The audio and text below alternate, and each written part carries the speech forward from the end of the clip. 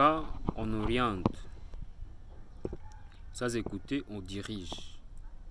Quand on écoute, on accompagne.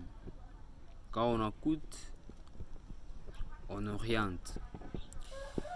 L'orientation, c'est un moment décisif dans la vie des jeunes, d'un élève, des sujets. Pourtant, trop souvent, elle se transforme en un exercice d'autorité. On impose un chemin.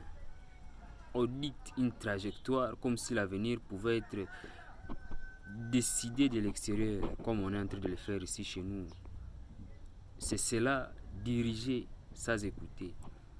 Réduire l'autre au silence. Lui ôter la possibilité d'exprimer ses rêves, ses peurs, ses envies. On croit guider, mais en réalité, on enferme. À l'inverse, écouter pour accompagner, écouter pour orienter, c'est reconnaître la voix d'un élève comme essentiel. C'est admettre que l'orientation n'est pas une prescription, mais une construction. Écouter, c'est donner de la valeur à ses passions, comprendre ses blessures, accueillir ses espoirs. C'est lui offrir un espace où il peut se sentir attendu, respecté et encouragé. Diriger, c'est imposer un chemin unique. Accompagner, c'est marcher aux côtés de ces derniers en lui disant, en lui laissant la liberté de choisir sa route. L'écoute transforme l'orientation en un acte de confiance. Elle permet aux jeunes de se sentir acteurs de son avenir et non simples exécutants des plans décidés par d'autres. Car un projet choisi avec le cœur et accompagné avec bienveillance a infiniment plus de chances de s'épanouir qu'un projet imposé sans dialogue. Quand on oriente, sans écouter, on dirige. Quand on écoute, on accompagne. Quand on écoute, on oriente. L'orientation, c'est un moment décisif dans la vie des jeunes, d'un élève, des sujets.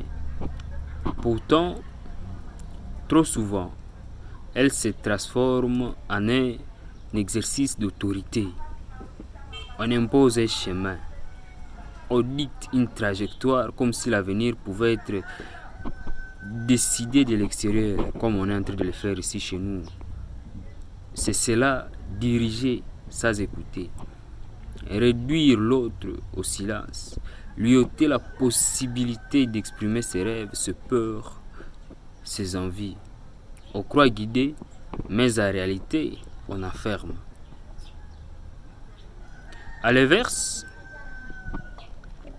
écouter pour accompagner, écouter pour orienter, c'est reconnaître la voix d'un élève comme essentiel. C'est admettre que l'orientation n'est pas une prescription, mais une construction. Écouter, c'est donner de la valeur à ses passions, comprendre ses blessures, accueillir ses espoirs. C'est lui offrir un espace où il peut se sentir attendu, respecté et encouragé. Diriger, c'est imposer un chemin unique.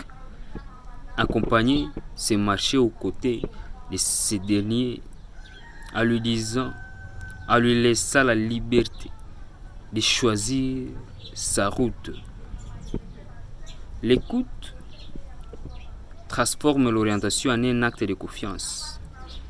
Elle permet aux jeunes de se sentir acteurs de son avenir et non simples exécutants des plans décidés par d'autres.